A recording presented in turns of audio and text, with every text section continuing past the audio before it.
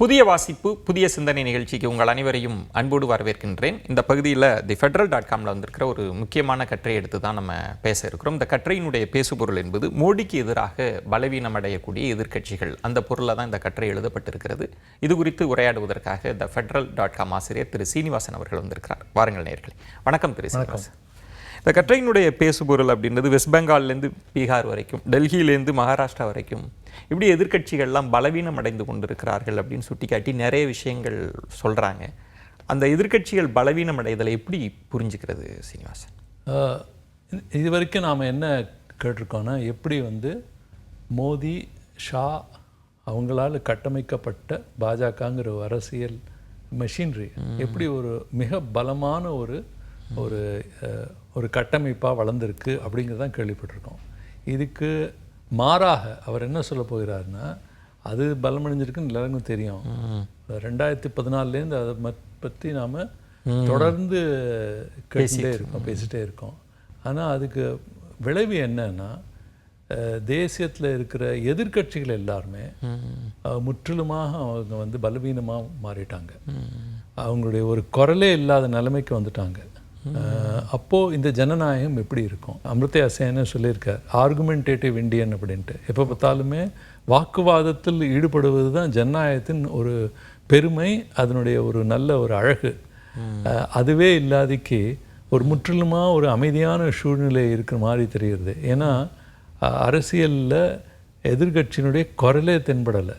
அப்படி அவங்க குரல் எதிர்த்து குரல் வந்தால் கூட அந்த எதிர்ப்பு குரலை ரொம்ப சிறப்பாக அது ஒரு இது அமைதிப்படுத்தப்படுகிறது அப்படிங்கிறது தான் அதனுடைய கவலை. இது ரொம்ப ஒரு ஆதங்கமான ஒரு முக்கிய ஒரு கட்டுரை. இது நிஜமாவே தேசத்தின் ஜனநாயகம் எந்த நோக்கில் போயிட்டுருக்கு, எந்த பாதத்தை நோக்கி போயிட்டுருக்கு அப்படிங்கிறத பற்றி தான் அந்த கட்டுரையாளர் நீங்கள் சொல்கிற மாதிரி ஒரு வாத பிரதிவாதங்கள் தான் ஜனநாயகத்தின் அழகு. இப்போ எதிர்க்கட்சிகள் குரல் இல்லாமல் மோடி அவர்கள் ஒரு தனி உரையாற்ற தன்மைக்கு ஜனநாயகம் போயிடுச்சு அப்படின்னு சொல்கிறாங்க. அதை தான் சொல்கிறாங்க.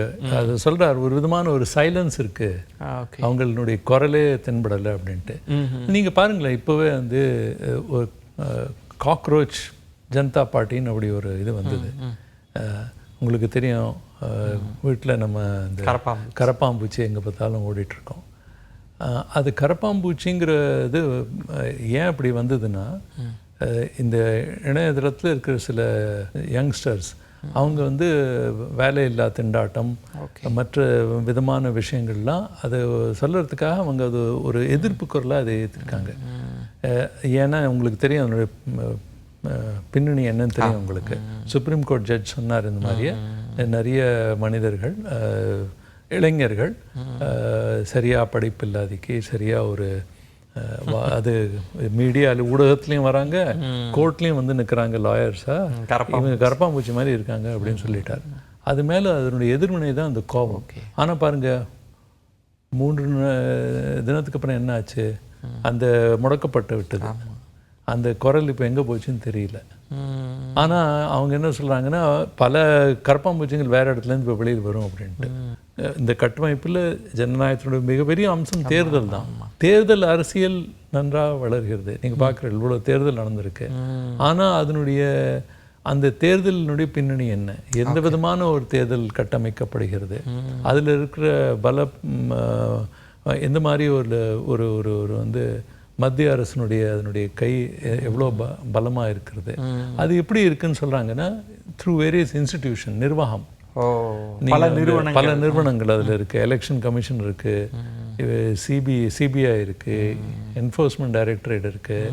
டெல்லியில் சொன்னாங்க, ஆம் ஆத்மி பார்ட்டி ஆரம்பித்து வச்சது அரவிந்த் கெஜ்ரிவாலும் பிற அவருடைய ஆதரவாளர்களும் என்ன சொல்லி, இது ஒரு ஊழல் அற்ற ஒரு புது விதமான ஒரு ஒரு பொலிட்டிக்கல் பார்ட்டியை, ஒரு புதுவிதமான ஒரு ஜனநாயகத்தை உருவாக்கப்படுகிறது அப்படின்னு சொன்னாங்க. ஆனால் என்ன நடந்தது? அவங்க தான் ஊழலில் ரொம்ப இதுவாக இருக்காங்க, மலிந்த ரொம்ப ஊழல்லையே ஆட்சி நடக்குது, எல்லாமே ஊழல் அப்படின்னு சொல்லி கேஸ் நடந்தது கோர்ட்டில், ஜெயிலையும் இருந்தாங்க. ஆனால் என்ன ஆச்சு? ஒன்றுமே ஆகலையே. ஸோ அது என்ன சொல்கிறாங்கன்னா, process it self is a punishment. ஆனால் அது ப்ரோசஸ் தான், அவங்கள வந்து அரெஸ்ட் பண்ணுறது, ஜெயிலில் வைக்கிறது, ட்ரையல் இன்னும் முடியவே இல்லை, கோர்ட்டில் இன்னும் ஒன்றும் பெரிய எதுவும் வரல. இந்த நடைமுறையே ஒரு தண்டனையாக மாறி இருக்கு. ஆனால் இது எல்லாரும், ஆனால் அதுக்கு என்ன ஆச்சு, அதனுடைய விளைவு என்ன? ஆட்சியிலேருந்து ஒரு வெளியில் நகர்த்தப்பட்டார், பாஜக ஆட்சியில் வந்துடுது. ஜனநாயகம் தானே இது, நீங்கள் சொல்லலாமே. அதே மாதிரியே வங்க தேர்தலில் என்ன நடந்தது? ஒரு 27 லட்சம் மக்களுக்கு தேர்தலில் அவங்களால இதுவே பண்ண முடியல. ஏன்னா பார்ட்டிசிபேட்டே பண்ண முடியல. அவங்களுக்கு ஓட்டு உரிமை இருக்குது, ஆனால் ஓட்டு போட முடியவில்லை. ஏன்னா அவங்க மேலே ஒரு டவுட்டு, நீங்கள் வந்து உங்களுக்கு ஓட்டு உரிமை இருக்கா இல்லையா, ஓட்டர் லிஸ்ட்டில் உங்களது சேர்க்குறதுனா அதுக்குரிய தகுதி என்னெல்லாம் உங்களுக்கு இருக்கா இல்லையான்னு பார்க்கணும். அது எப்படி பார்க்க? ஆவணங்களை வச்சு பார்ப்பாங்க. அவங்க எல்லாரும் சொன்னாங்க, எங்கிட்ட எல்லா ஆவணமும் இருக்குது, காமிக்கிறோம், எங்களுக்கு ஓட்டு உரிமை இருக்குது, எங்களுக்கு தகுதி இருக்குது அப்படின்னு சொல்கிறாங்க. இல்லை, சுப்ரீம் கோர்ட்டே சொல்லியிருக்கு சரியான முறைதான்ட்டு. அதை வந்து ஒரு தீர்ப்பாயம் உட்காண்டது பார்க்கும். வெறும் 2000 மக்களை தான் அதை பார்க்க முடிஞ்சுது. ஆனால் அதுக்குள்ளே தேர்தல் நடந்து முடிஞ்சுது, ஆட்சி மாற்றமும் நடந்தது. ஆனால் அந்த 2000ல் மிக குறைவான ஆட்கள் தான் அதில் வரவே இல்லை. நிறைய பேர் யார், எல்லாருக்குமே எல்லாம் அற்றவர்களை ரொம்ப கம்மி. ஸோ இந்த மாதிரி நடந்ததுன்னா இதுவும் ஜனநாயகம் தான், அது ஒரு கட்டமைப்பு தான், எல்லாம் நடந்த சட்டத்துக்குள்ள தான் எல்லாம் எல்லாமே அதுக்குள்ளே தான் நடக்கிறது. ஆனால் இந்த கட்டுரையில் சொல்கிறது, இப்போ காங்கிரஸ் வந்து பலவீனம் அடைஞ்சது. இப்போ அடுத்து அவங்க பாஜகவை எதிர்த்த, மோடி அவர்களை கடுமையாக எதிர்த்த மம்தா பானர்ஜி, அரவிந்த் கெஜ்ரிவால், முக ஸ்டாலின் இவங்கெல்லாம் பலவீனம் அடைகிறாங்க. அதுக்கு அவங்க சொன்னது, நீங்கள் சொல்கிற மாதிரி நிதி கொடுக்காமல் இருக்கிறது, அப்புறம் நிறுவனங்கள் மூலமாக ஒரு நெருக்கடியை கொடுக்கறது, அதை தாண்டி இன்னொன்று அவங்க முன்னிறுத்துகிற இந்துத்துவம், அதுக்கு எதிராகவும் இவங்களால் நிற்க முடியாத சூழல். ஆமாம், செக்குலரிசம், ஒரு மத சார்பற்ற ஒரு தேசமாக இருக்கணும்ட்டு. அதுக்கு எதிர்வினையாக வந்து காஸ்ட் பாலிட்டிக்ஸ்னு வந்தது. ஒரு அரசியல் இதில் கட்டமைப்பில் ஜாதிகள்லாம் அவங்களுடைய என்ன ரோலாக இருக்கும் அப்படின்னு அடையாள அரசியல், அது ஒரு அடையாள அரசியல், அதெல்லாம் வந்து இதுக்கெல்லாம் மேலே இந்த இந்த லாங்குவேஜ், நம்ம மொழி சார்ந்த அரசியல், ஜாதி சார்ந்த அரசியல், ஒரு விதமான எல்லா சமூகத்தையும் சேர்ந்து நடக்கக்கூடிய ஒரு அரசியல், இதெல்லாம் தான் தேசத்தில் இப்போ வந்து. இதுக்கும் மேலே பெரும்பான்மை அரசியல் இப்போ வந்துடுது.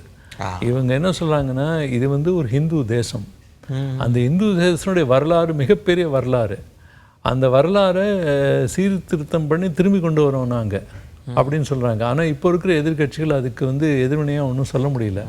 அவங்க வெறும் நிர்வாகத்தில் இது நடந்துடுத்து, அது நீங்கள் தப்பாக பண்ணிட்டு அப்படிங்கிற விஷயத்தை தான் சொல்லிட்டு வரலாற்று மறுமலர்ச்சியை பற்றி பேசுனது. ஆமாம், அதுதான் ஒரு மிகப்பெரிய ஒரு வித்தியாசம். இது வந்து மக்களுக்கு பெரும்பான்மையாக தேசத்தில் பார்த்துக்கலாம். வடக்கு நாட்டில் மக்கள் அதை ஏற்றுட்டாங்க, அது பிற மாநிலத்திலையும் மெதுவாக அது போயிட்டு இருக்கு. அதனால இப்போ என்ன ஆகிட்டு இருக்குன்னா, உத்தரப்பிரதேசத்துலேயோ, ஈவன் கேரளத்தில், ஈவன் தமிழ்நாட்டில் இப்போவும் இங்கே வந்து ஒரு மத சார்பற்ற ஒரு இதுவாக இருக்கணும் அப்படின்னு தான் ஒரு பெரிய எதிர்பார்ப்பு எல்லாருக்கும். ஆனால் அந்த பெரும்பான்மை அரசியல் சிறிதாக எல்லா மாநிலத்திலையும் நுழைஞ்சிருக்கு. அதுதான் ஒரு பெரிய மாற்றம். கட்டுரையினுடைய நிறைவாக சொல்வது வந்து நான் ரொம்ப அழகான வார்த்தையை பயன்படுத்தினேன். ஒரு கட்டுப்படுத்தப்பட்ட பெரும்பான்மை குடியரசுன்றதும் ஒரு கட்சி ஆதிக்க ஜனநாயகம் அப்படின்றது கிட்டத்தட்ட சர்வாதிகாரம் இல்லை, ஆனால் அதன் கூறுகளை ஒட்டிய ஒரு தன்மைக்கு நோக்கி நகருதா. மிஸ்ஸஸ் இந்திரா காந்தி வந்து அவங்க பிரைம் மினிஸ்டராக இருக்கிறச்சே நேரடியாக எல்லாம் பண்ணாங்க. இவங்க அப்படி பண்ணுறதில்ல. அதனால் நீங்கள் ஒன்றுமே எல்லாமே சரியாக தான் நடந்துருக்க மாதிரி தான் தோற்றம். ஆனால் அந்த கட்டமைப்பே முற்றிலுமாக மாற்றி விட்டார்கள். முன்னாடி சொன்னாங்க காங்கிரஸ் இல்லாத ஒரு அரசியல் அப்படின்ட்டு.